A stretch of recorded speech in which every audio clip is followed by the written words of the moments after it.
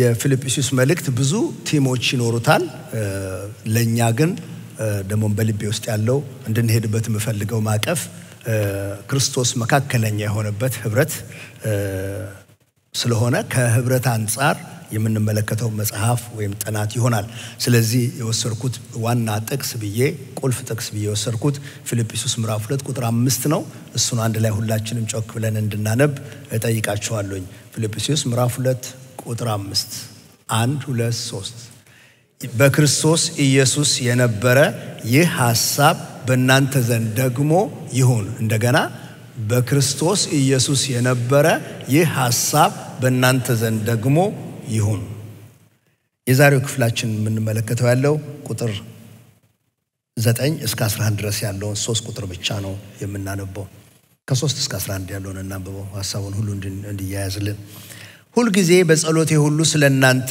ሁሉ በደስታ እየጸለይኩ ከፊተኛው ቀን እስከ ዛሬ ድረስ ወንጌልን በመስበክ አብራችሁ ስለሰራችሁ ባሰብኳችሁ ጊዜ ሁሉ አምላኬን አመሰግናለሁ በእናንተ መልካምን ሥራ የጀመረው እስከ ኢየሱስ ክርስቶስ ቀን ድረስ እንዲፈጽመው ይህን ተረድቻለሁና በእስራቴም ወንጌልንም መመከቻና መጽኛ በማድረግ ሁላችሁ ከኔ ጋር በጸጋ ተካፋዮች ስለሆናችሁ በልቤ ትኖራላችሁና ስለ ሁላችሁን ላስብ ይገባኛል በክርስቶስ ኢየሱስ ፍቅር ሁላችሁን እንዴት እንድናፍቃችሁ እግዚአብሔር ምስክሬ ነውና ለእግዚአብሔርም ክብርና ምስጋና ከኢየሱስ ክርስቶስ የሚገኝ የጽድቅ ፍሬ ሞልቶባችሁ ለክርስቶስ ቀን ተዘጋጅታችሁ ቀኖችና ለነውር እንድትሆኑ የሚሻለውንም ነገር ፈትናችሁ እንድትወዱ ዘንድ ፍቅራችሁ በእውቀትና በማስተዋል ሁሉ ከፊት ይልቅ እያደገ እንዲበዛ ይህን እጸልያለሁ ፊልጵስዩስ ምዕራፍ 1 ቁጥር 1 እስከ 2 ድረስ ነበር በመጀመሪያ ያየነው በእነዛ ሁለት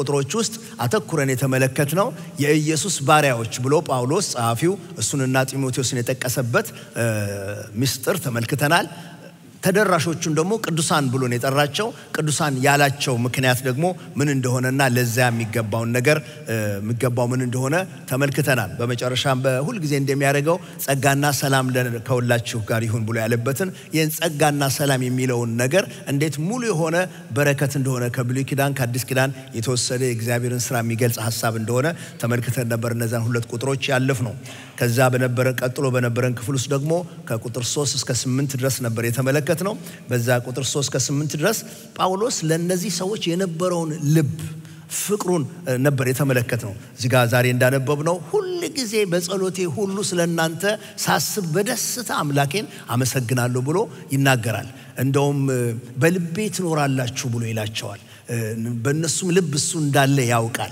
ከዚህ የተነሳ ስለ ሁላችሁ እንደዚህ ማሰብ ይገባኛል ብሎ የልቡን ነገር ነበር የሚናገረው በጣም የሚገርም አይነት ክፍል ነው ለምን እንደዚህ እንደሆነም ደግሞ ሲናገር ስለ ሁለት ነገር ነው ይላል በአንድ በኩል በወንጌል ሥራ ወንጌልን ስመክት ወንጌልን ሳጸና እናንተ የኔ አጋር ሆናችሁ አብሮ ሰራተኛ ሆናችሁ ተካፍላችኋል ብሏቸዋል በገንዘብ ይረዱት ነበር በጸሎት ይደግፉት ነበር አብራችሁ ተካፋዮች ሆናችኋል ብሎ ይላቸዋል በሌላ በኩል ግን በሥራ መተባበር ብቻ ሳይሆን በመከራዬም እንኳን መከራዬን እንደናንተ መከራ ይወሰዳችሁ ስለሆናችሁ አብራችሁ ሆናችኋል በአብሮነት በአብሮ ተካፋይነት እናንተ ልቤን ነክታችሁታልና እኔ እንዴት ባለ አስደናቂ የክርስቶስ ፍቅር እንደምወዳችሁ ራሱ እግዚአብሔር ምስክር ነው ብሎ ነው ቁጥር 8 ድረስ የሚጨርሰው በቃ ከዛ ውስጥ የወሰነው ትልቅ ነገር እኛ እግዚአብሔር የሰጠን ህብረት በዋናነት ለክርስቶስና ክርስቶስ ለሰጠን ተልእኮ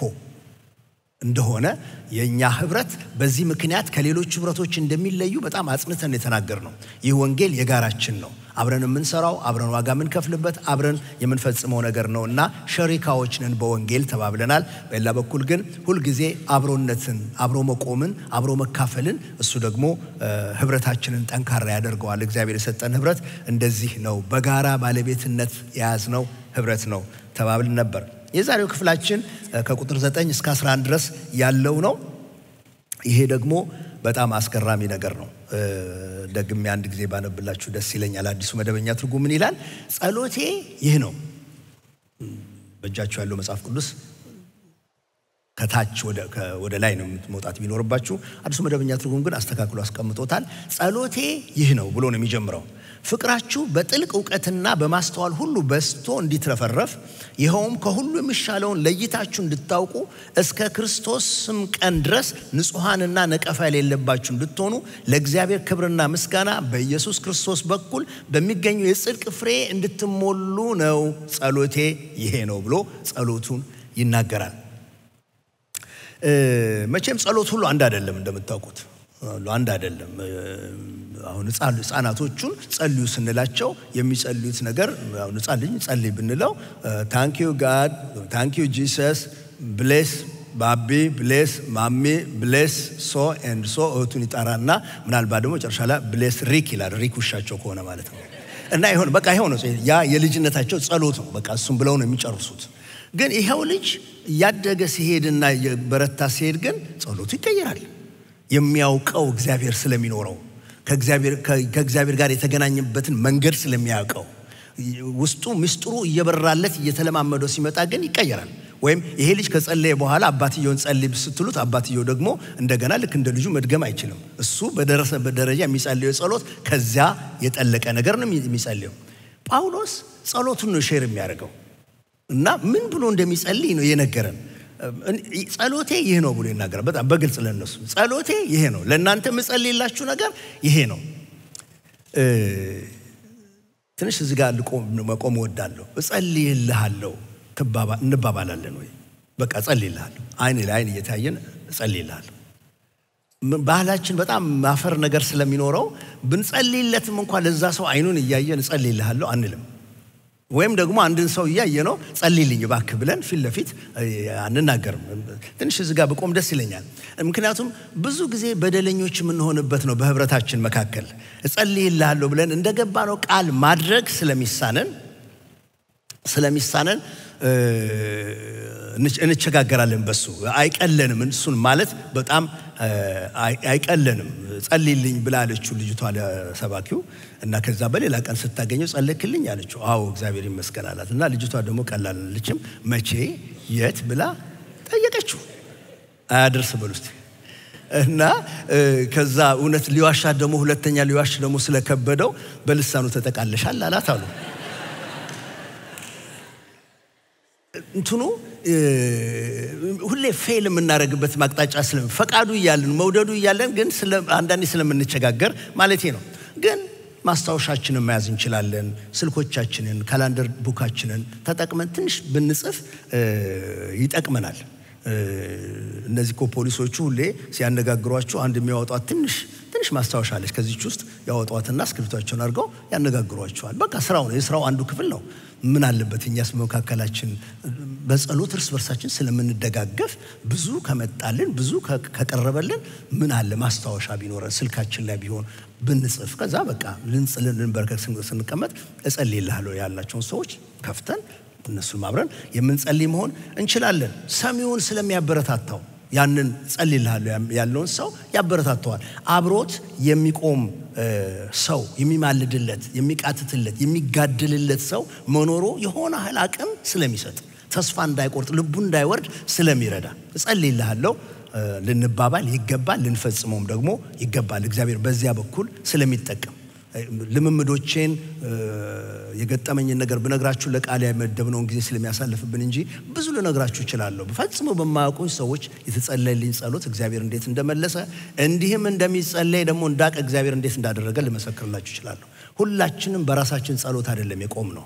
እግዚአብሔር የሚያስነሳቸው የሚያነቡ የሚጸልዩ ሸክሙ ሰጥቷቸው የሚተጉ ሰዎች ስላሉ ነው በእግዚአብሔር ቤትና አገልግሎት ያለ ነው። ስለዚህ እጸልይልሃለሁ መባባል ይቻላል። አሁን ወደ ጎን ዞራችሁ አጠገባችሁ ያለውን ሰው አልላችሁም፣ ግን መባባል ያስፈልጋል። በጣም የሚያስፈልግ ነገር ነው።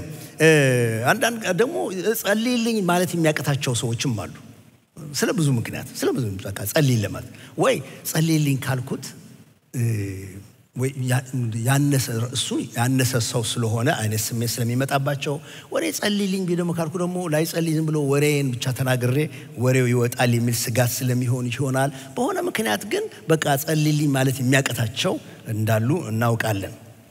ኢንሴኪዩርድ እንድንሆን ሰይጣን ይፈልጋል። ግን ላበረታታችሁ እወዳለሁ። እኔ ጸልይልኝ ማለት ካቃተኝ ጳውሎስን ነው ማየት ያለብኝ። ጳውሎስ ጸልዩልኝ ብሎ ያውቃል። መልእክቶቹ ሁሉ ውስጥ ማግኘት እንችላለን። እሱን የመሰለ ጨርቅ ከላዩ ላይ ተወስዶ ሰዎች የሚፈወሱበት በአፉ ቃል ተናግሮ አጋንንቶችን እያስወጣ ወንጌል ለብዙ ሰዎች እየመሰከረ ቤተክርስቲያን እየተከለ ብዙ ትልልቅ ነገር የሰራ ሰው ያ ሰው እንኳን ጸልዩልኝ ብሎ ይጠይቃል። ደግሞ ችግር አልነበረም እንዴ? ችግር ነበረው እኮ።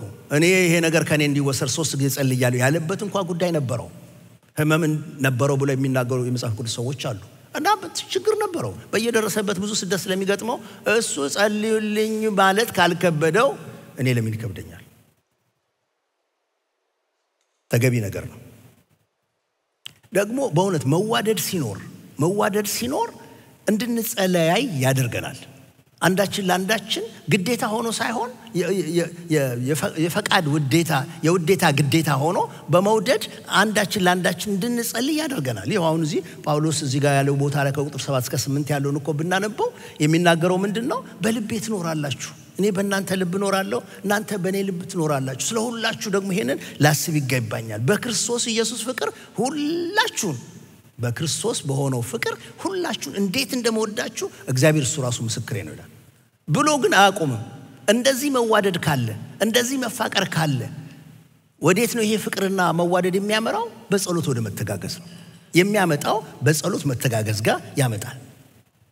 ሁሌ ባሰብኳችሁ ቁጥር ደስ ይለኛል፣ በደስታ ጸልይላችኋለሁ ብሎ ይላል። ትዝ ይላችኋል ቁጥር 6 ላይ በእናንተ መልካም ሥራ የጀመረው እግዚአብሔር እስከ ኢየሱስ ክርስቶስ ቀን ምን እንዲያደርገው እንዲፈጽመው ተረድቻለሁ። ታዲያ አሁን ጸሎት ምን ያደርግለታል?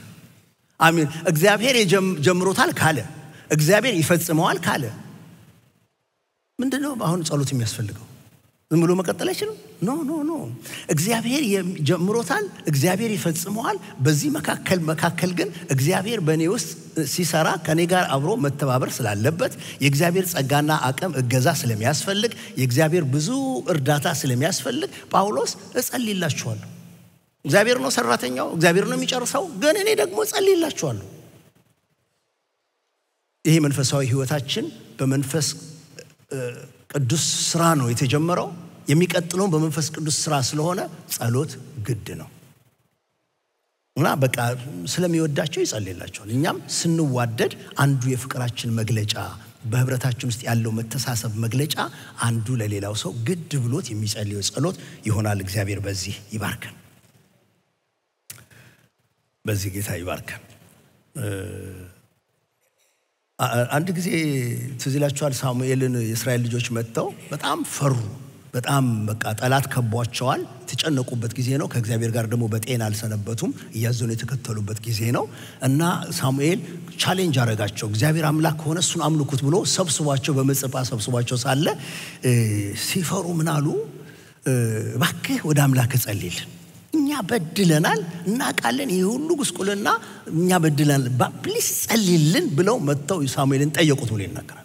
እሱ ቃል ምን እንደመለሰላቸው ታውቃላችሁ አይደል? ስለናንተ ባለመጸለይ እግዚአብሔርን መበደል ይሄንን ከኔ ያረቀው ያውቃል። አለመጸለይ ስለነሱ በደል እንደሚሆንበት ስለሚያውቅ በእውነት ስለኛ ስለሚያገለግሏችሁ ሰዎች ስትጸልዩ ሁሉ ጊዜ በዚህ እንዳንበድል እግዚአብሔር ጉልበታችንን እንዲያተጋ ልባችንን እንዲያተጋ መንፈሳችንን እንዲያነቃቃ እንድንጸልይልን ያስፈልጋል። እንድንተሳሰብ እግዚአብሔር ይርዳን። በቃ ጠገባችን ስላለው ወንድማችን እህታችን አለመጸለይ በደል እንዳይሆንብን እግዚአብሔር በዚህ ማስተዋልና አቅም ይባርከን። እና ስለምን እሺ ታዲያ ዝም ብሎ ለምን አይጸልይም? ማለት ይሄን ጸልያለሁ ብሎ የጸሎት ርስቱን ለምን ይናገራል? ጸልይልሻለሁ ካለ በቃም እንዴ ለምን እንደሚጸልይ እንዴ እኮ ማለት ነው። እኔ ወንድሜን አግኝቼ እጸልይልሃለሁ ካልኩት በኋላ ስለምን ደግሞ እንደምጸልይለት 1 2 3 4 ብዬ መንገር ማለት ነው። እና ሰውየው ምንድነው የሚለው? ታዲያ ለኔ ለምን ይነግረኛል? የሚጸልይ ከሆነ ራሱ ሄዶ አይጸልይም እንዴ አይነት ነገር ይመጣል። እና ትንሽ እዚህም ጋር ደግሞ ቆም ብለን ብናስብ ጥሩ ነው። ለምንድነው መናገር ያስፈልገው? ስለምን እንደሚጸልይ የጸሎቱን ኮንቴንት ይዘቱን መናገር ለምን አስፈልገው?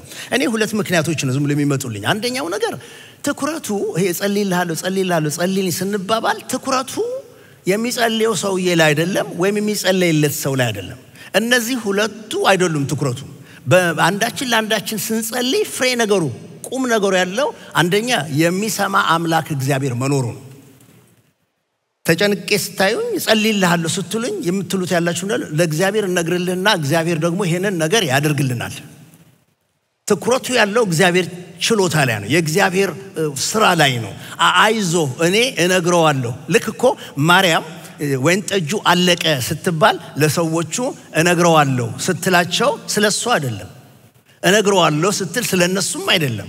እነግረዋለሁ ብላ መጣ ለኢየሱስ ስትናገር እሱ እንደሚችል ስለምታውቅ ነው። እሱ ነገሩን እንደሚቀይረው ስለምታውቅ ነው። በመካከላችን አንዳችን ለአንዳችን እጸልይልሃለሁ ስንባባል ቁም ነገሩ ያለው ራሱ የእግዚአብሔር ሁሉን ቻይነት ላይ ነው። እግዚአብሔር ሰምቶ የሚመልስ አምላክ መሆኑ ላይ ነው። ስለዚህ ትኩረቱ ያለው እግዚአብሔር ላይ ነው።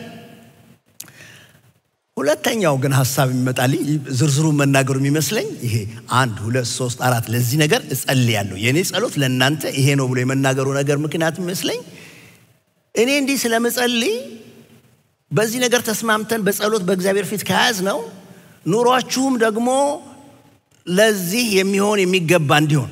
ምክንያቱም አንዳንድ ጊዜ የምጸልየውና በተግባር መመላለስበት ነገር ከተለያየ አንዱን እኮ ያግደዋል። ምን ምሳሌ ልጠቀም? ያግደዋል። የእንትኑ ለዛ እንደሚሆን መሆን ይኖርበታል። ለምሳሌ ጥሩ ጌታ ኢየሱስ ምን አላቸው ከማረጉ በፊት እንደዚህ ደቀ መዛሙርቱ እናንተ ኃይልን ትቀበላላችሁ አላቸው። ከኢየሩሳሌም እንዳትወጡ ጠብቁ አላቸው። ይሄ እሱ አባቱ ጋር ሄዶ ከአባቱ ጋር ተነጋግሮ የሚሆነው የሚፈጸም ነገር እንዳለ አውቆ ይሄን ነገራቸው። በአባቱ ፊት እንደሚቀርብ ያቃል። ሲቀርብ የሚሆነውን ነገር ደግሞ አስተውሎታል። ይሄም ደግሞ ሌላ አጽናኝ ልክላችኋለሁ ስላለ መንፈስ ቅዱስ እንደሚወርድ ያቃል። እሱንም ነግሯቸዋል። እና እነዚህ ወገኖቻችን ይሄንን ጠብቁ የተባለውን ነገር የጠበቁት የህብረት ጊዜ ዶናትና ቡና ሻይ እየጠጡ አይነት ሳይሆን የጠበቁት እንዴት ነው? እየጸለዩ ነው። በዛ ቦታ ላይ አንድ ላይ ሆኖ የተለያየ ቦታም እንኳን ሆኖ አይደለም፣ የተለያየ ቦታ እንኳን ሆኖ አይደለም። እነዚህ ለዛ ለጸሎቱ የሚመጥን ነገር እያደረጉ ነው የጠበቁት። እግዚአብሔር ይርዳን። እና አንዱ ጸልይልሃለሁ የምንባባለው እርስ በርሳችንም ኑሯችን በቃ በሚጸለየው ጸሎት ለዚያ እንደሚመጥን አይነት ነገር ይሆናል ማለት ነው። የጳውሎስን ጸሎት አንድ ጊዜ ደግመን እናንብበው። እንዲህ ይላል ቁጥር 9 በአዲሱ መደበኛ ትርጉም ነው የማነብላችሁ። ጸሎቴ ይህ ነው፣ ፍቅራችሁ በጥልቅ ዕውቀትና በማስተዋል ሁሉ በስቶ እንዲትረፈረፍ፣ ይኸውም ከሁሉ የሚሻለውን ለይታችሁ እንድታውቁ እስከ ክርስቶስም ቀን ድረስ ንጹሐንና ነቀፋ የሌለባችሁ እንድትሆኑ ለእግዚአብሔር ክብርና ምስጋና በኢየሱስ ክርስቶስ በኩል በሚገኘው የጽድቅ ፍሬ እንድትሞሉ ነው። ለመንፈሳዊ ሕይወታቸው እድገት ጳውሎስ በአራት አቅጣጫዎች ነበር የሚጸልየው። እነዚህ አራት አቅጣጫዎች ግን እርስ በርሳቸው የተያያዙ አንድ የሐሳብ ፍሰት አንድ ወጥነት ያለው ርዕስ ነው ማለት እንችላለን። ልመና ያቀርባል፣ ስለሚለምንላቸው ነገር አለ። የዛ ነገር ውጤት ደግሞ 3 ነገሮች የሚሆኑ ከነሱ ጋር እርስ በርስ የተያያዙ ነገሮች ናቸው። እነሱ ነው ዛሬ ከናንተ ጋር የምካፈለው። ስለዚህ እንጀምር። ቁጥር 9 ይህን ጸልያለሁ ካለ በኋላ ፍቅራችሁ በጥልቅ ዕውቀትና በማስተዋል ሁሉ በስቶ እንዲትረፈረፍ። ይሄ የጸሎት ርዕሱ ነው፣ ኮንቴንቱ እሱ ነው። የልመናው ዋናው ነጥቡ እግዚአብሔር ሆይ ብሎ ስለነሱ የሚለምነው ፍቅራችሁ በጥልቅ ዕውቀትና በማስተዋል ሁሉ በስቶ እንዲትረፈረፍ ነው ይላል። ይሄ በስቶ እንዲትረፈረፍ የሚለው ቃል የብዜት ሂሳብ ነው፣ የብዜት ስሌት ነው። አባውንድ ሞር ኤንድ ሞር፣ ብዙ እየበዛ እንዲበዛ ከፍ ያለ ብዜት ነው። እየበዛ ሞልቶ እንዲፈስ ማለቱ ነው። ይሄንን ፍቅር እግዚአብሔር ነው መጀመሪያ የሰጣቸው። መቼም ፍቅርን ከራሳችን እንዳልጀመርን ሁላችን እናውቃለን። እኛ እርስ በርሳችን የምንጠላላ እግዚአብሔርን የምንጠላ ነበርን በቀድሞ ሕይወታችን። አሁን ግን በክርስቶስ ኢየሱስ እግዚአብሔር ወደሱ ሲያመጣን በልባችን ውስጥ ያፈሰሰው የእግዚአብሔር ፍቅር ነው። ሮሜ ምዕራፍ 5 ቁጥር 5 እንደሚነግረን በተሰጠን በመንፈስ ቅዱስ የእግዚአብሔር ፍቅር በልባችን ስለፈሰሰ ተስፋ አያሳፍርም ተብሎ እንደተጻፈ እግዚአብሔር በልባችን ውስጥ የእርሱን ፍቅር አፈሰሰ። እግዚአብሔርና ሰዎችን የምንወድበትን ፍቅር እግዚአብሔር አፈሰሰ። ምንጩ እግዚአብሔር ስለሆነ አሁን ጳውሎስ የሚለው እኔ ጸልይላችኋለሁ፣ ምንጩ እግዚአብሔር ነው። ይሄው እግዚአብሔር የሰጣችሁ ፍቅር እርስ በርሳችሁ አንዳችሁ ለአንዳችሁ ያለው ፍቅር እንዲበዛ ሞልቶ እንዲፈስ እንዲትረፈረፍ እኔ ጸልይላችኋለሁ። ደግሞ ይሄንን ጥያቄ ጳውሎስ ለተሰሎንቄ ሰዎችም እንደዚሁ ጸልዮላቸው ነበር። አንደኛ ተሰሎንቄ ምዕራፍ 3 ቁጥር 12 ላይ ታገኙታላችሁ።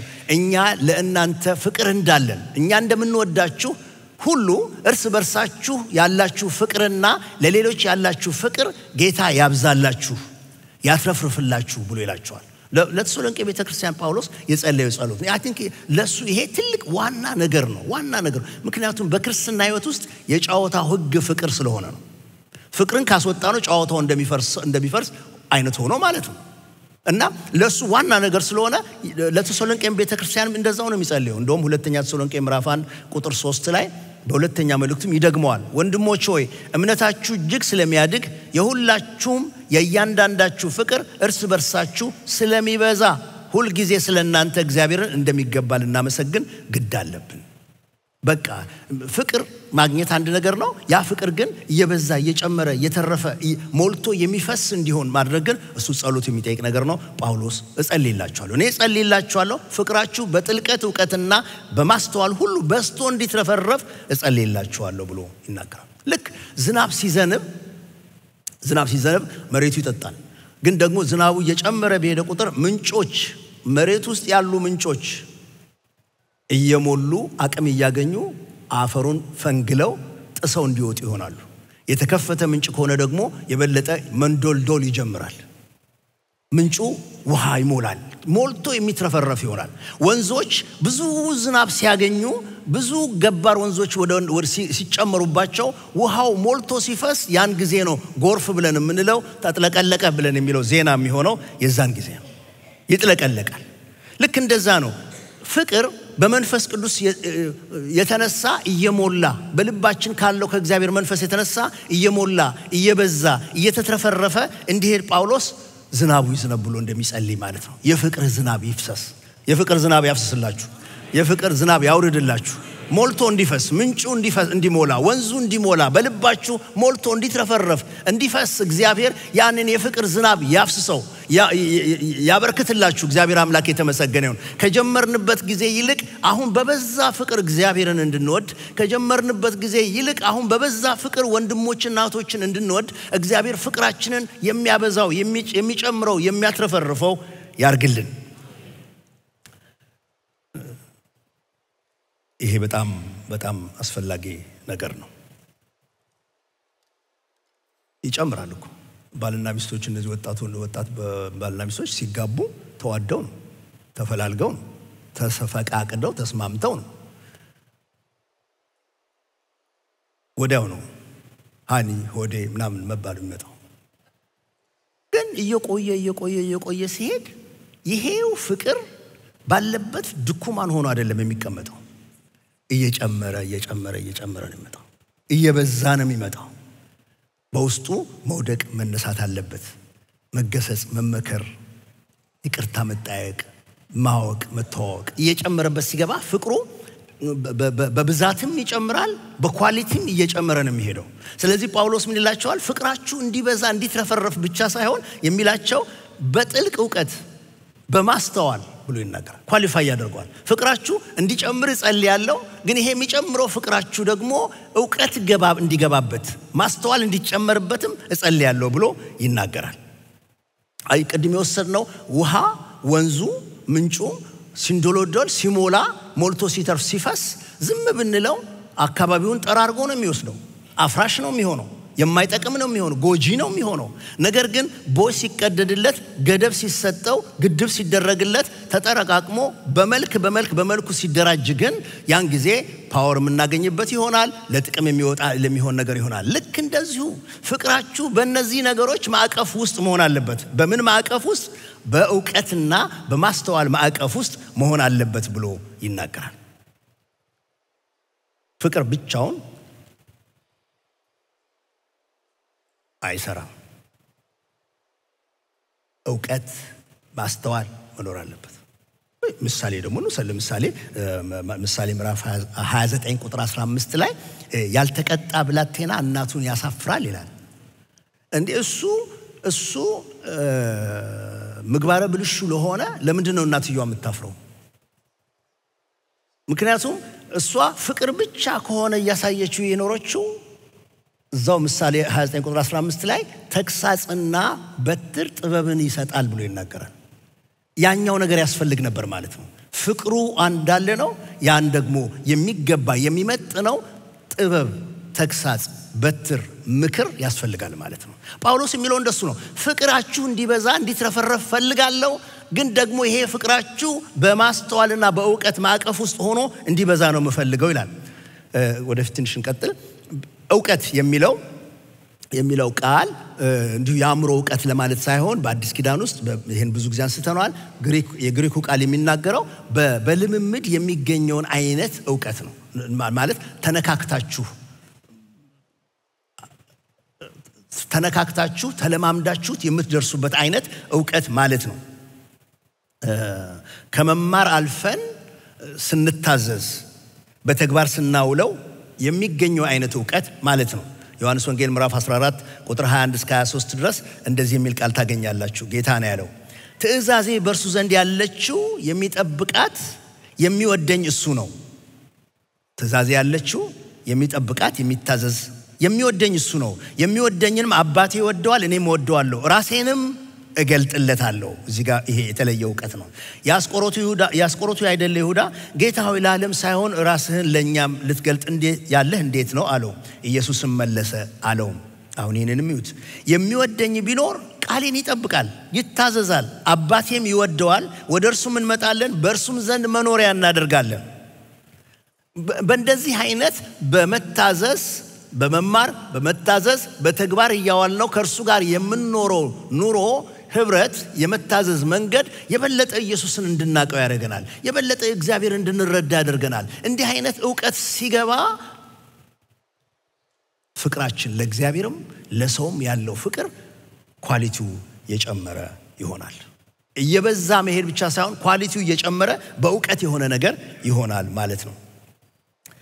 በማስተዋል ደግሞ ይላል። ይሄ ሁለቱ ቃል ልዩነት አላቸው። የላይኛው በልምምድ የሚገኘውን ዕውቀት ነው። ይሄ በማስተዋል የሚለው ብስለት ማለት ነው። ኢንሳይት ብስለት ማለት ነው። እዚህ ጋር ብቻ ነው በአዲስ ኪዳን ውስጥ ይሄ ቃል የሚገኘው እዚህ ጋር ብቻ ነው። በብሉይ ኪዳን ግን ምሳሌ መጽሐፍ ውስጥ 22 ጊዜ የተጠቀሰ ቃል ነው። እሱ በተግባር ላይ ስለሚውል ጥበብ አንስቶ ማለት ነው። ስለዚህ የበሰለ ሰው እንደሚኖር የበሰለ ሰው እንደሚራመድ አይነት ማለት ነው። ያኗኗራችንን ዘይቤ አካሄዶቻችንን የሚመለከት ነው። ምሳሌ ምዕራፍ 1 ቁጥር 7 ላይ የጥበብ መጀመሪያ እግዚአብሔርን መፍራት ነው፣ ሰነፎች ግን ጥበብና ተግሳጽን ይንቃሉ። ይሄ የጥበብ መጀመሪያ እግዚአብሔርን መፍራት ነው የሚለው ጥበብ እዛ ጋር የተገለጸው ይሄ እዚህ ጋር ያለው ማስተዋል ነው። ከኃጢአትም መራቅ ማስተዋል ነው እንደሚል እናውቃለን። ፍቅር ዕውቀት ሲጨምርበት ማስተዋል ብስለት ሲጨምርበት ጤናማ ኑሮ ያመጣል። እነዚህ የሚተጣጩ ልጆች ቅድም ያልኳችሁ ድራማ ላይ ሃኒ አለችው በማታ ወክ ሲያደርጉ ጨረቃዋ ደስ አትልም? ደስ ትላለች። ወዴ ማን ነው የሰራት? እግዚአብሔር። አላቀለህም ለካ እኔ ነኝ እንዲላት ነው የፈለገችው። ይሄ እንትኑ ገና ነው። ይሄ ገና ነው። ዕውቀት ሲገባበት ብስለት ሲጨመርበት ግን አይደለም እንደዚህ አይነቱን ግዙፍ የሆነ እውነት ይቅርና በእነሱ መካከልም እንኳ ያለውን ተበዳድለው እንኳ አብሮ መቆየት ይችላሉ። አንዱ ሌላውን ጎድቶት እንኳ መሸከም የሚችሉበት ፍቅር ይሆናል። እሱ ብስል ይሆናል። እያለቀሰ አብሮ ይቆማል፣ ተስፋ ያደርጋል፣ በደል ሳይቆጥር ይቀጥላል። እንደዚህ አይነቱን ፍቅር ነው የሚለው። ፍቅራችሁ ይብዛ ግን ዕውቀት ጨምሩበት፣ ማስተዋል ጨምሩበት። ማቹር ያደረገ ፍቅር በቃ በየትንሹ ነገር የምንኳረፍበት ነገር ሳይሆን የሞተልንን ትልቅ ጌታ አይተን የተሰጠንን ትልቅ ሕይወት ተረድተን የሚመጣውን ትልቅ ተስፋ እየተጠባበቅን በበሰለ ፍቅር ተረጋግቶ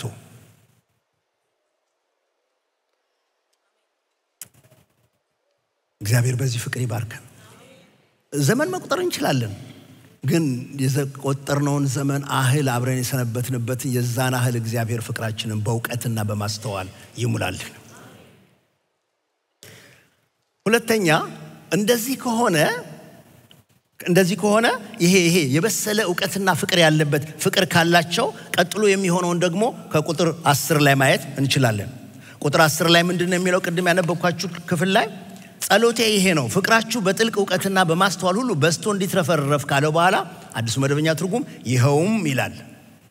ስለዚህ በዚህ ምክንያት ማለት ነው ይኸውም ከሁሉ የሚሻለውን ለይታችሁ እንድታውቁ ዕውቀትና ማስተዋል ያለበት ፍቅር ሲኖር ይሄ ይሆናል ውጤቱ። ይሄ ይገኛል። ምኑ ነው የሚገኘውማ ከሁሉ የሚሻለውን ለይታችሁ እንድታውቁ ይሆናል። ይሄ ትልቅ የጸሎት ርዕስ ነው። ይሄ የሚሻለውን የሚለው ነገር የሚሻለውን ፈትናችሁ ከሁሉ የሚሻለውን ለይታችሁ የሚለው ቃል ብንተረጉመው ለማረጋገጥ ትክክል ነው ብሎ ለማረጋገጥ መፈተሽን የሚያመለክት ነው። መርምረን ይሄ ነገር ልክ ነው ለማለት የምንሄድበትን ሂደት የሚያሳይ ነው። ከሁሉ የሚሻለውን ለይታችሁ እንድታውቁ ይሆናል። ፍቅር አለ ዕውቀትና ማስተዋል ሲበዛበት በዚህ ከሆነ ነገሩ ያለው ነገርን መርምራችሁ የተሻለውን ለመውሰድ የምትችሉ ትሆናላችሁ። ልክ ምን ማለት ነው? አሁን ሰውየው በሬ ሊገዛ ሉቃስ 14 ላይ በሬ ሊገዛ ሲሄድ ያገኘውን በሬ ሁሉ ቀንድ ያለውን አይወስድም። የሚገዛበት ጉዳይ ለእርሻ ከሆነ ቀንበር ውስጥ ገብቶ ከባልንጀራው ጋር አብሮ መስራት መቻሉን ይፈትነዋል። ልክ እንደዚህ ፈትናችሁ የምትወስዱ ፈትናችሁ የምትለዩ የምታውቁ ትሆናላችሁ። ፍቅራችሁ በዕውቀትና በማስተዋል ሲበዛ ቀጥሎ የሚሆነው ነገር ፈትሻችሁ የተሻለውን የምትወስዱ ይሆናል። የተሻለውን የሚለው ቃል በጣም የሚገርም ነገር ነው። በክፉና በመጥፎ ነገር መካከል ብቻ አይደለም። እሱ ምናልባት ቀላል ሊሆን ይችል ይሆናል በተወሰነ ደረጃ። ግን አንዳንድ ጊዜ በመልካምና መልካም ነገር መካከል ፈትሾ የተሻለው ይሄም ጥሩ ነው ግን የተሻለውን ለመፈተሽ ፍቅራችሁ በዕውቀትና በጥበብ ሲበዛ ሲትረፈረፍ ነው የሚሆነው ይላቸዋል። በቃ ዲስቲንጉሽ የምናደርገው the best from the second best።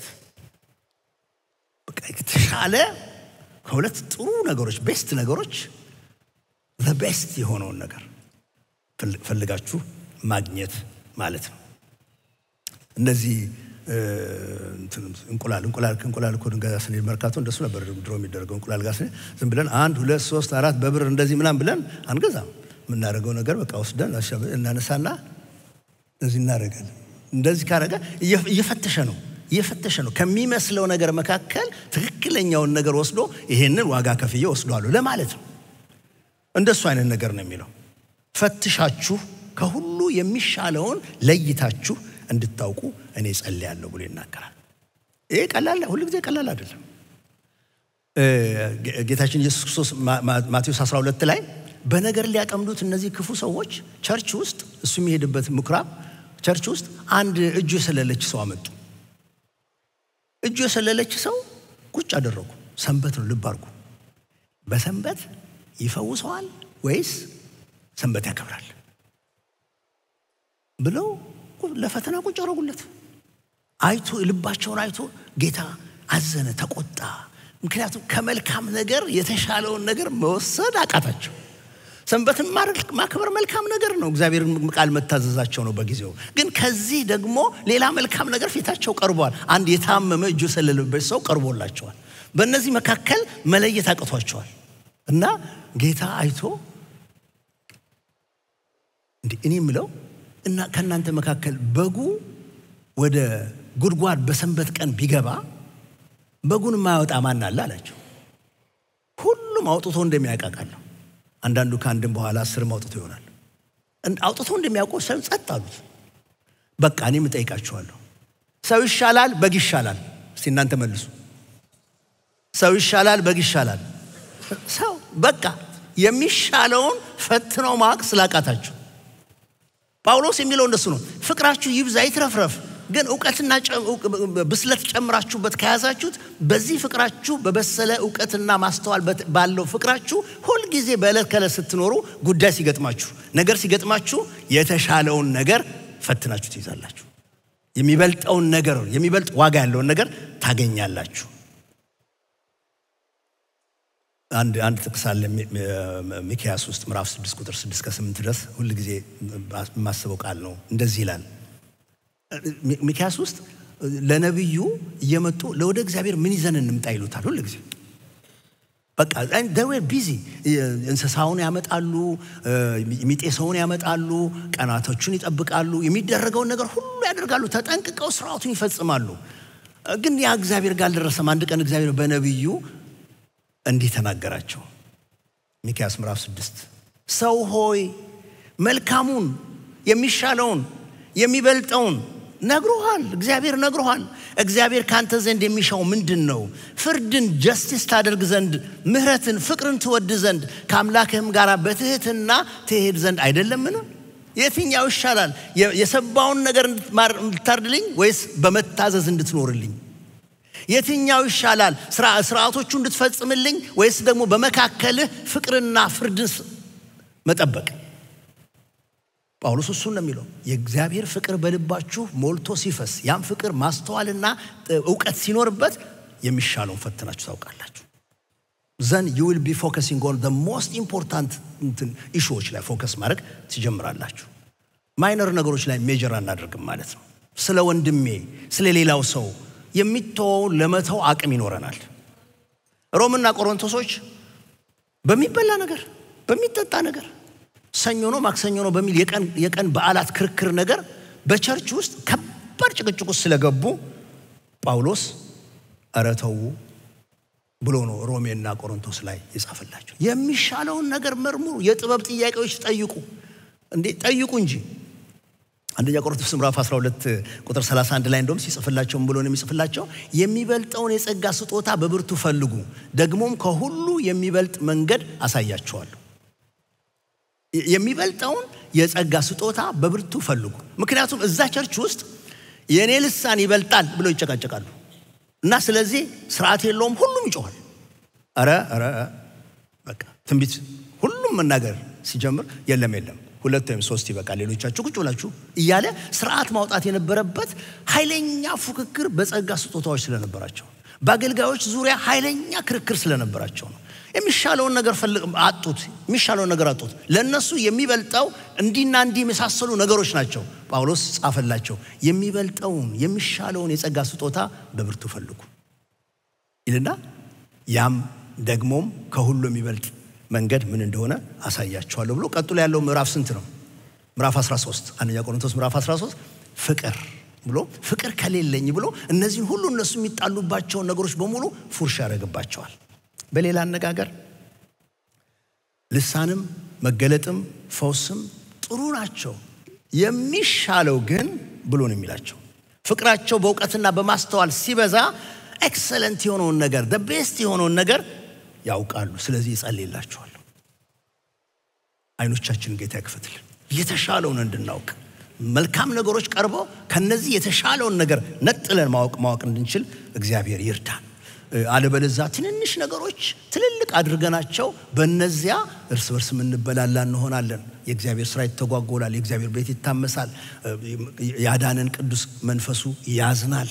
ትልልቅ ነገር ልናረጋው አንችልም። እነዚህ ነገሮች የሚለው ምንድነው? ፍቅራችሁ በእውቀትና በማስተዋል የበሰለ ይሁን። እንደዚህ ሆኖ ፍቅራችሁ ከሆነ ትለያላችሁ። የሚሻለው ነገር የትኛው ይሻላል? በተለይ እነዚህ ግሬ ኤሪያ ምንላቸው ቦታዎች ላይ በጣም እነዚህ ነገሮች በጣም ወሳኞች ናቸው። ምክንያቱም ሁሉ ነገር አልተጻፈም።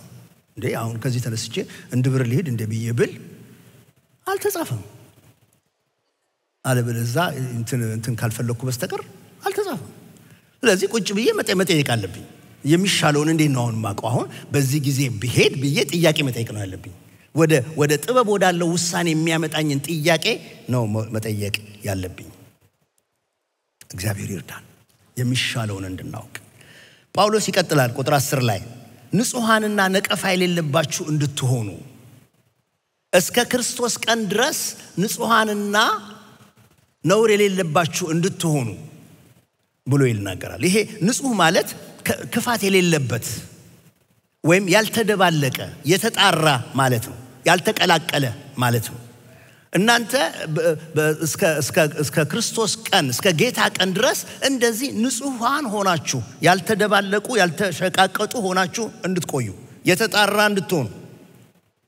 ሁለተኛ ቆሮንቶስ ምዕራፍ 2 ቁጥር 17ን ማንሳት እንችላለን። ይሄንኑ ቃል እዛ ጋር ስለምናገኘው የእግዚአብሔርን ቃል ቀላቅለው እንደሚሸቃቀጡት እንደ ብዙዎች አይደለምንና በቅንነት ግን ከእግዚአብሔር ጋር እንደተላክን በእግዚአብሔር ፊት በክርስቶስ ሆነን እንናገራለን። ያልተደባለቀ ያልተሸቃቀጠ ንጹህ ነቀፋ የሌለባችሁ ይላል። without offense ማለት እግዚአብሔርንም ሰውንም የማያስቆጣ የማያሰናክል ሆናችሁ እንድትገኙ ለዚህ ጸልይላችኋለሁ። ፍቅራችሁ ሲበዛ በማስተዋልና በእውቀት ኳሊፋይድ ሲሆን ይሄ ሲበዛላችሁ እናንተ ደግሞ ንጹሃንና ነቀፋ የሌለባችሁ መሆን ትችላላችሁ። ሐዋርያት ሥራ ምዕራፍ 24 ቁጥር 16 ላይ ጳውሎስ እንደዚህ ብሎ ይናገራል። ስለዚህ እኔ ደግሞ በእግዚአብሔርና በሰው ፊት ሁሉ ጊዜ ነውር የሌለባት ሕሊና ትኖረኝ ዘንድ እተጋለሁ። እኔ እተጋለሁ። ለምን እንደምተጋው? በእግዚአብሔርና በሰው ፊት ሁሉ ጊዜ ነውር የሌለበት ሕሊና። ይህን ትምህርት ስንማር ታስታውሳላችሁ። ፊልጵስዩስን ማየት የምፈልገው በህብረት መነጽር ነው ብያችኋለሁ። ስለ ህብረት ነው ዋና የሚናገረው ብዬን የተነሳሁት። አሁን ጸሎቱ የሚያጠነጥነው ህብረታቸውን በያዘ ጉዳይ ነገሮች ነው። በደም ካያችሁት የሚለው ህብረታቸውን እያሰበ ስለሆነ የሚጸልየው ፍቅራችሁ በእውቀትና በማስተዋል ይብዛ ይትረፍረፍላችሁ። ይሄ ደግሞ በሚሆንበት ጊዜ በህብረታችሁ መካከል የሚሻለውን ነገር ፈትናችሁ መያዝ ትችላላችሁ። ጉዳይ ሲገጥማችሁ የሚሻለውን ነገር ፈትናችሁ ማንሳት ትችላላችሁ። ደግሞ እንደዚህ ከሆነ ጌታ እስኪመጣ ድረስ ንጹሃንና ነቀፋ የሌለባችሁ ናችሁ ትገኛላችሁ ብሎ ስለ ህብረት ነው የሚናገረው።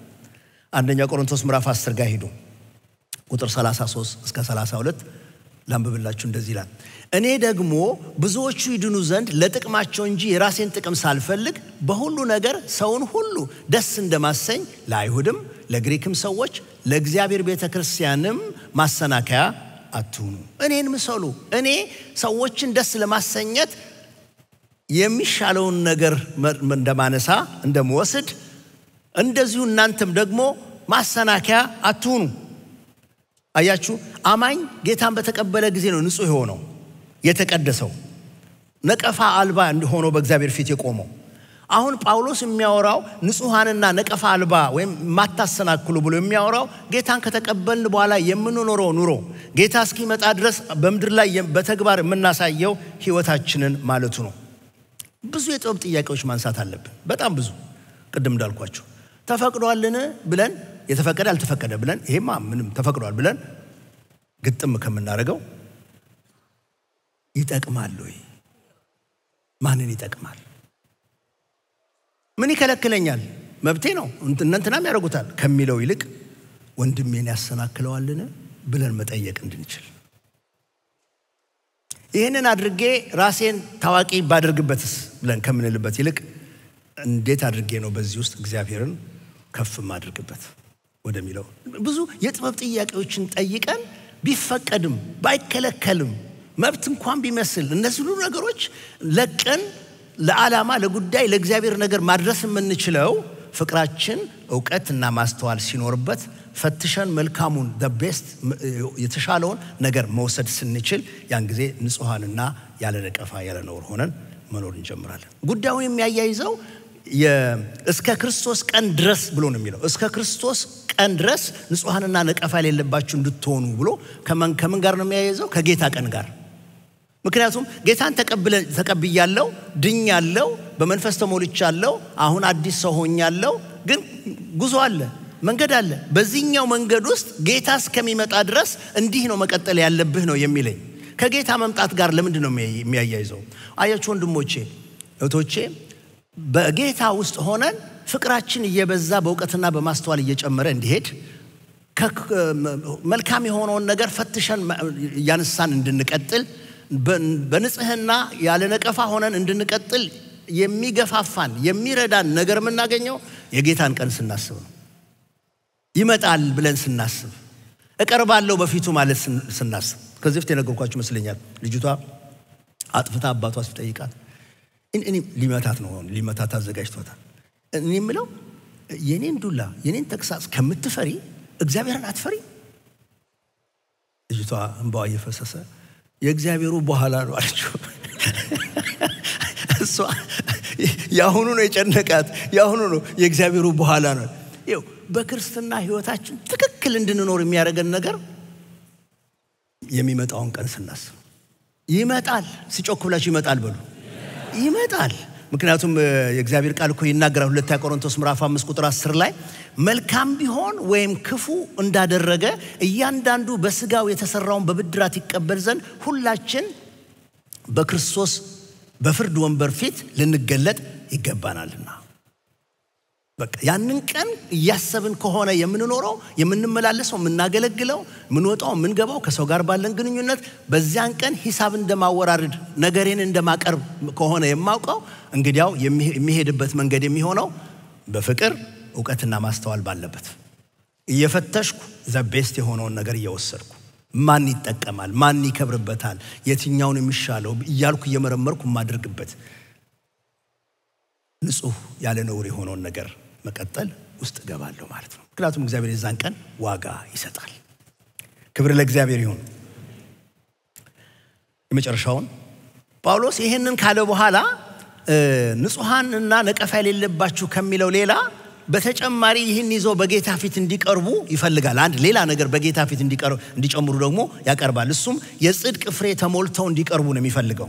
በዚያን ቀን በጌታ ፊት በሚቆሙበት ጊዜ ይህንን የሚለው በክርስቶስ ስላገኘነው ጽድቅ ሳይሆን የጽድቅ ፍሬ ብሎ የሚናገረው ከጸደቅን በኋላ ፍሬያማ ህይወት ኑሯችን ውስጥ የሚገኘው ስራ በጎ ተግባር ማለቱ ነው። ልክ በውሃ ዳር የተተከለ ተክል እንደሚያፈራ እንዲሁ ከጸደቅን በኋላ የጻድቅ ህይወት ፍሬ አላት። የእግዚአብሔር ቃል ይሄን ስለሚናገር መዝሙር ምዕራፍ 1 ቁጥር 1 እስከ 6 ድረስ ያለውን ታውቁታላችሁ። ያንን ሰው ምስጉን ነው በኃጢአተኞች ወንበር ያልተቀመጠ በዋዘኞች ምክር ያልሄደ ብሎ የሚናገርበት ቦታ ላይ እርሱም በውሃ ፈሳሾች ዳር እንደተተከለች ፍሬዋን በየጊዜው እንደምትሰጥ ቅጠሏም እንደማይረግፍ ዛፍ ይሆናል፣ የሚሰራውም ሁሉ ይከናወንለታል ብሎ ይናገራል። ፍሬ የሚፈልግ አምላክ ነው የምናመልከው። ስለዚህ ጳውሎስ የሚለው እኔ ጸልይላችኋለሁ የምጸልየው ፍቅራችሁ ሞልቶ በስቶ ተትረፍርፎ እንዲገኝ ነው። በፍቅርና በማስተዋልና በእውቀት የሆነው ፍቅራችሁ እንዲበዛ ጸልያለሁ። ይሄንን ደግሞ በሚሆንበት ጊዜ የሚሻለውን ፈትናችሁ መቀበል ትችላላችሁ። ይሄን ብቻ ሳይሆን ንጹሃን ሆናችሁ ያለ ነቀፋ ሆናችሁ እንደምትገኙ አውቃለሁኝ። ደግሞም በጌታ ቀን የጽድቅ ፍሬ ሞልቶባችሁ የጽድቅ ፍሬ አብዝታችሁ ይዛችሁ እንድትቀርቡ ብሎ ይላችኋል። ወንድሞቼ እናቶቼ ይሄ እኮ እኛ በራሳችን በስጋ የምናመጣው ነገር አይደለም። ፍሬ በክርስቲያን ህይወት ውስጥ የመንፈስ ቅዱስ ስራ ውጤት ነው። ገላትያ ምዕራፍ 5 እሱን ነው የሚናገረው። የመንፈስ ፍሬ ግን ብሎ ይዘረዝረዋል። የመንፈስ ፍሬ ግን እስቲ እንዘርዝረው 1 2 3 ከኔ ጋር ፍቅር፣ ደስታ፣ ሰላም፣ ትዕግስት፣ ቸርነት፣ በጎነት፣ እምነት፣ የዋሃት፣ ራስን መግዛት ነው።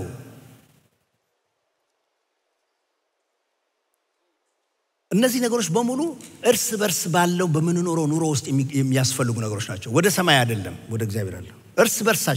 እርስ በርሳችን ባሉ ነገሮች ውስጥ የሚያስፈልጉ ነገሮች ናቸው። ፍሬ ብሎ እዚህ ጋር የጽድቅ ፍሬ ብሎ የሚያመጣው ነገር በህብረታችን ውስጥ ላለው ነገር ነው። ያዕቆብ ምዕራፍ 3 ቁጥር 18 ላንብብላችሁና ከዛ እየጨረስኩ መጣለሁ። ያዕቆብ ምዕራፍ 3 ቁጥር 18 የጽድቅም ፍሬ ሰላምን ለሚያደርጉት ሁሉ በሰላም ይዘራል ይላል። ለግንኙነቶቻችን ዋጋ እንድንሰጥ እግዚአብሔር ይርዳን። በእውነት ለሰላም ተጠንቅቆ መኖርን እርቅ ያለበትን ነገር መፈለግ ማለት ነው።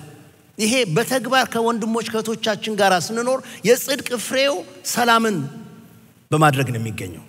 ስለዚህ ፍቅራችን በእውቀትና በማስተዋል ሲበዛ የተሻለውን ፈልገን መውሰድ ስንችል ወንድሜን እንዳላሰናክለው ወንድሜን የሚጠቅመው ነገር እያልኩኝ እያሰብኩ መኖር ከጀመርኩኝ ያለ ነውር ያለ ነቀፋ ሆኜ ሳላሰናክል እኖራለሁ። እንደዚህ ከሆነ ደግሞ ብዙ የጽድቅ ፍሬ ብዙ የበጎ ስራ ፍሬ የሚበዛልኝ ሆኖ በጌታ ፊት ስቀርብ እንደዚህ አይነት ነገር ማግኘት እችላለሁ ማለት ነው። እግዚአብሔር የተመሰገነ ይሁን። የኛ ህይወት ወንድሞች እኛ የምናመጣው ነገር አይደለም። በኢየሱስ ክርስቶስ በኩል የሚገኘው ብሎ ነው የሚናገረው። ይሄንን ክፍል ስናነበው በኢየሱስ ክርስቶስ በኩል የሚገኘው ብሎ ይሄ ትልቅ ተስፋ ይሰጠኛል ለኔ። በራሳችን የምናመጣው ሳይሆን በመጀመሪያም ጌታን ተቀብዬ በጌታ የተጀመረ ነገር ነው። አሁንም ሲቀጥል የምቀጥለው በዚህ ግንድ ላይ ተጣብቄ ከግንዱ ጋር በሚኖረኝ ህብረት አንድነት በየለቱ ጉዞ በዚያ ነው ፍሬው ራሱ አብሮ የሚመጣው። ጌታ ራሱ ብሏል ዮሐንስ ወንጌል ምዕራፍ 15 ቁጥር 5 ላይ ጌታ ተናግሯል። እኔ ምንድነኝ አለ? የወይን ግንድ ነኝ፣ እናንተም ቅርንጫፎች ናችሁ። ያለ እኔ ምንም ልታደርጉ አትችሉምና በእኔ የሚኖር እኔም በእርሱ እሱ ብዙ ፍሬ ያፈራል። እንግዲያው በየዕለቱ ከጌታ ጋር ተጣብቀን ከሱ ጋር ህብረት እያደረግን ቃሉን እየተማርን የገባንን እየታዘዝን ከሱ ጋር እንዲህ ባለ ዕውቀትና ማስተዋል ስንኖር ፍሬው ከዚህ ከግንዱ የሚመጣ ይሆናል ማለት ነው። ጌታ አምላክ የተባረከ ይሁን። እስቲ ላጠቃለው ጳውሎስ ምንድነው የሚለው? የሚጀምረው የእርስ በርሳችሁ ፍቅር በማስተዋልና በዕውቀት እንዲበዛ ሞልቶ እንዲተርፍ ጸልይላችኋለሁ ነው የሚለው። ያኔ እንዲህ ሲሆን ያኔ ከሁሉ የተሻለውን እየለያችሁ መያዝ ትችላላችሁ ይላችኋል። በዚህ ደግሞ በክርስቶስ ቀን ዝግጁ ሆነው እንዲቀርቡ ይሆናሉ፣ ያለ ነውርና ያለ ነቀፋ ከብዙ የጽድቅ ፍሬ ጋር ቀርባሉ። ጥቅሱን በምንድን ነው የሚጨርሰው? በመጨረሻው ለእግዚአብሔር ክብርና ምስጋና ይሆናል ይላል። እግዚአብሔር ይመስገን። ይህን ክፍል ሳጠና ለራሴ ትንሽ ቻሌንጅ የሚያደርገኝ ነገር ወሰድኩት። እኔ የምጸልየው ለሰው ስለምንድን ነው? ስለምንድን ነው ለልጆቻችን የምንጸልየው? ስለምንድን ነው ለባልንጀሮቻችን የምንጸልየው? እርግጥ በዚህ ምድር ሳለን በዚህ ስጋው ሳለን የሚያስፈልጉ ነገሮች አሉ። ጌታ ኢየሱስ ክርስቶስ መጸለይን አስተምረን ላሉት ደቀ መዛሙርቶቹ ስትጸልዩ እንዲህ ብላችሁ ጸልዩ፣ አባታችን ሆይ በሰማያት የምትኖር ብሎ ያስተማራቸው ክፍል ላይ ስለ ዕለት እንጀራ ያነሳል። ያሁኑ የጊዜው ነገር ስለሚያስፈልገን ነገር መጠየቅ እንችላለን። ያ አንድ ሞዴል ነው። ይኸው ጳውሎስ ደግሞ አሁን በቤተ ክርስቲያን ውስጥ ላሉ ወንድሞችና እህቶች ምን ብለን እንደምንጸልይ እርስ በርሳችን በህብረታችን ምን ብለን ልንጸልይ እንደሚያስፈልገን ይኸው ሌላ ሞዴል ደግሞ ጳውሎስ የጸሎት ሞዴል ያስቀምጥልናል። እርስ በርሳችን በመካከላችን ፍቅር በዕውቀትና በማስተዋል በስቶ እንዲትረፈረፍ የተሻለውን ነገር እየመረጥን በመካከላችን የሚበልጠውን ዋጋ ያለውን ነገር እየመረጥን እንድናውቅ እስከ ኢየሱስ ክርስቶስ ቀን ድረስ ሳናቋርጥ ንጹህ የሆነ ያልተቀየጠውን ነቀፋ የሌለበትን ሌላውን ማሰናክል ኑሮ መምራት እንድንችል የበጎ ስራ ፍሬ በስቶልን በጌታ ቀን መቆም እንድንችል እግዚአብሔር ይርዳን። አብልጠን ስለዚህ ነገር ልንጸልይ ይገባል። ሌላውን ነገር የሰማይ አባታችን ያውቃል። ሳንጠይቀው የሚያደርግ አምላክ ያውቃል። ደግሞ ቢያስፈልግ መጠየቅ እንችላለን። ግን አብልጠን ሁላችን አንዳችን ለሌላችን ልንተጋበት የሚገባው ነገር በህይወታችን ውስጥ ያ የተጀመረው የእግዚአብሔር ስራ እስከ ጌታ ቀን ድረስ መቀጠል ያለበት ትልቁ የመንፈስ ቅዱስ ስራ እንዲቀጥል ፍቅር እየበዛ እንዲሄድ በዕውቀት በማስተዋል ኳሊፋይድ እንዲሆን የተሻለውን ነገር መምረጥ መብሰል የሚቻልበት ጋር እንዲደረስ ንጹህና ያለ ነውር የሆነውን ህይወት መኖር እንዲቻል የጽድቅ ፍሬ የበጎ ስራ ፍሬ የበዛበት ኑሮ መኖር እንዲቻል እርስ በርሳችን ስለዚህ ነገር አጥብቀን ልንተጋ ይገባል። እግዚአብሔር የጸሎት አገልግሎታችንን የጸሎት ህይወታችንን የጸሎት አካሄዳችንን ያድስልን። እንደዚህ ባለ ቁርጠኝነት ተክተን ስንጸልይ ጸልያለሁ እንዳለ ጳውሎስ እኛም ጸልያለሁ ብለን በዚህ መንገድ ለመጸለይ ውስጣችን ከቆረጠ ከጨከነልን ከተነሳሳን ወገኖች ሆይ አስደናቂ የሆነ ለውጥ አጠገቤ ባለው ህይወት ውስጥ አገኛለሁ። በራሴ ህይወት ውስጥ ወንድሜ ማየት ይጀምራል፣ እህቴ ማየት ትጀምራለች። በቤት በልጆቻችን በባሎቻችን በሚስቶቻችን ህይወት ውስጥ ማየት እንጀምራለን። ይሄንን አስደናቂ የሆነ የጸሎት መንገድ ተከትለን ስንሄድ ምክንያቱም አንዳንድ ጊዜ የሚመስለን ይሄ ነገር ይሆን በቃ ልጁ ስራ ስላጣ እውነት ነው። ስራ እኮ ያስፈልጋል። ስራ በረከት ነው። እግዚአብሔር ነው ስሩ ብሎ በመድር ላይ ያስቀመጠን ስራ በረከት ነው። ግን የነገሩ ዋና ነገር ለሞሷል አንዳንዴ የሚያጨቃጭቁን ነገሮች እውነት የሆነ ነገር አላቸው። የሆነ ነገር አለ፣ ጉዳይ አለ፣ ያነጋገረን ነገር አለ። ምን ጸልየው እሱን ለማስለቀቅ ለማሰር ይሆናል በሙሉ ኃይላችን ጸሎታችን ትፋ ምናምን ነገር ምንለው። ግን ዋናው ነገር ያለው ይህ ሰው ይህች ሴት የእግዚአብሔር ፍቅር በልቧ ያፈሰሰው ቢንዶሎዶል በዕውቀት በፍቅር ቢሞላ ህይወቷን እግዚአብሔር እንደገና ቢያድሰው ውስጡ የእግዚአብሔር ፍቅር እንደገና እንደሚያቃጥል እሳት ቢገባ መልካሙን ከክፉ ነገር መለየት ስትችል ስታውቅ የሚሻለው መምረጥ ስትችል ገና ሳንነግራት አይ ይሄማ ጌታን አያከብርም፣ ይሄማ ህብረታችንን ያበላሸዋል፣ ይሄማ የተሰራውን ስራ ያፈርሰዋል ብሎ መለየት ሲጀምር ይተወራሱ የሚሻለውን ነገር በቃ እኔ ጎዳለሁ እኔ እመጣለሁ ራሴ ያደርገዋለሁ ወደሚል ነገር ውስጥ ይገባል ንጹህ የሆነውን ነገር ያለ ነውር የሆነውን ነገር መውሰድ ይጀምራል በውስጡ እግዚአብሔር ከተከናወነው ነገር የተነሳ ያን ጊዜ ለእግዚአብሔር ክብር ይሆናል